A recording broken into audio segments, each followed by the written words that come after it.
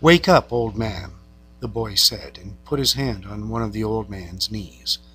The old man opened his eyes, and for a moment he was coming back from a long way away. Then he smiled. "What have you got?" he asked. "Supper," said the boy. "We're going to have supper." "I'm not very hungry." "Come on and eat. You can't fish and not eat." "I have," the old man said, getting up and taking the newspaper and folding it. Then he started to fold the blanket. "Keep the blanket around you," the boy said. "You'll not fish without eating while I'm alive." "Then live a long time and take care of yourself," the old man said. "What are we eating?" "Black beans and rice, fried bananas, and some stew." The boy had brought them in a 2-decker metal container from the terrace. The 2 sets of knives and forks and spoons were in his pocket, with a paper napkin wrapped around each set. "Who gave this to you?" "Martin, the owner. I must thank him." "I thanked him already," the boy said. "You don't need to thank him." "I'll give him the belly meat of a big fish," the old man said. "Has he done this for us more than once?" "I think so." "I must give him something more than the belly meat, then. He is very thoughtful for us." "He sent 2 beers." "I like the beer in cans best." "I know, but this is in bottles, Hatui beer, and I take back the bottles." "That's very kind of you," the old man said. "Should we eat?" "I've been asking you to," the boy told him gently. "I have not wished to open the container until you were ready." "I'm ready now," the old man said. "I only needed time to wash." Where did you wash, the boy thought. The village water supply was 2 streets down the road. I must have water here for him, the boy thought, and soap, and a good towel. Why am I so thoughtless? I must get him another shirt and a jacket for the winter, and some sort of shoes, and another blanket. "Your stew is excellent," the old man said. "Tell me about the baseball," the boy asked him. "In the American League, it is the Yankees, as I said," the old man said happily. "They lost today," the boy told him. "That means nothing. The great DiMaggio is himself again." "They have other men on the team." "Naturally. But he makes the difference. In the other league, between Brooklyn and Philadelphia, I must take Brooklyn. But then I think of Dick Sisler and those great drives in the old park. There was nothing ever like him. He hits the longest ball I have ever seen." "Do you remember when he used to come to the terrace?" "I wanted to take him fishing, but I was too timid to ask him. Then I asked you to ask him, and you were too timid."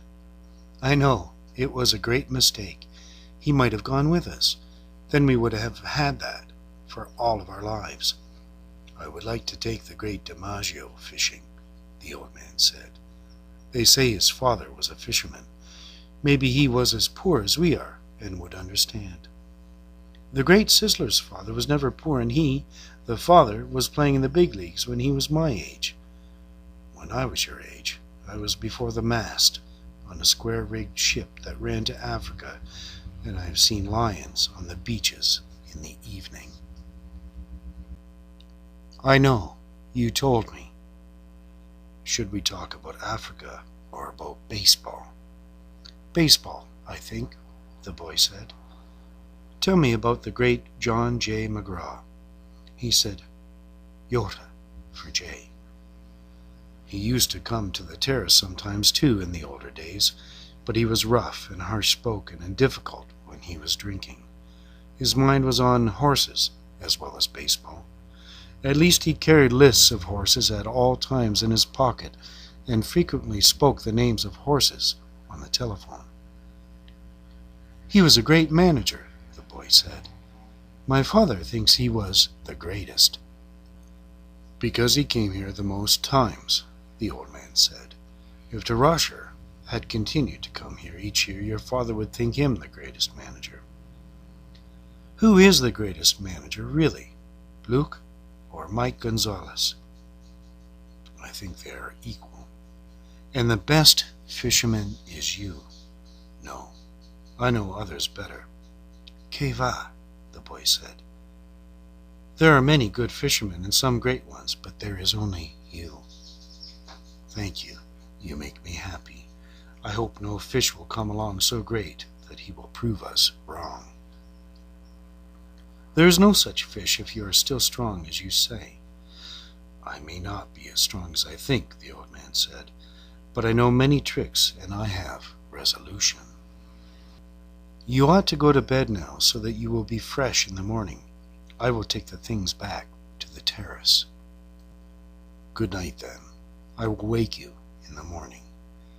You're my alarm clock, the boy said. Age is my alarm clock, the old man said. Why do old men wake so early? Is it to have one longer day? I don't know, the boy said. All I know is that young boys sleep late and hard. I can remember it, the old man said. I'll waken you in time. I do not like for him to waken me. It is as though I were inferior. I know. Sleep well, old man. The boy went out. They had eaten with no light on the table, and the old man took off his trousers and went to bed in the dark. He rolled his trousers up to make a pillow, putting the newspaper inside them. He rolled himself in the blanket and slept on the other old newspapers that covered the springs of the bed. He was asleep in a short time, and he dreamed of Africa when he was a boy, and the long golden beaches and the white beaches, so white they hurt your eyes, and the high capes and the great brown mountains. He lived along the coast now every night, and in his dreams he heard the surf roar and saw the native boats come riding through it. He smelled the tar and oakum of the deck as he slept, and he smelled the smell of Africa that the land breeze brought at morning. Usually when he smelled the land breeze, he woke up and dressed to go and wake the boy. But tonight the smell of the land breeze came very early, and he knew it was too early in his dream, and went on dreaming to see the white peaks of the islands rising from the sea. And then he dreamed of the different harbors and roadsteads of the Canary Islands. He no longer dreamed of storms, nor of women, nor of great occurrences, nor of great fish, nor fights, nor contests of strength, nor of his wife. He only dreamed of places now, and of the lions on the beach.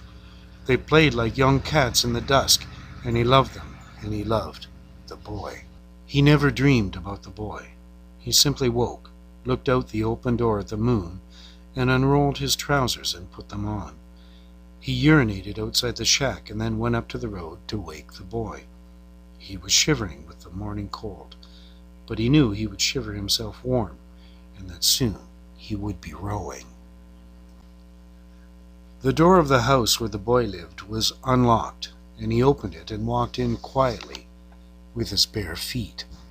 The boy was asleep on a cot in the first room, and the old man could see him clearly with the light that came in from the dying moon. He took hold of one foot gently and held it until the boy woke and turned and looked at him. The old man nodded, and the boy took his trousers from the chair by the bed and, sitting on the bed, pulled them on. The old man went out the door, and the boy came after him. He was sleepy, and the old man put his arm across his shoulders and said, "I am sorry."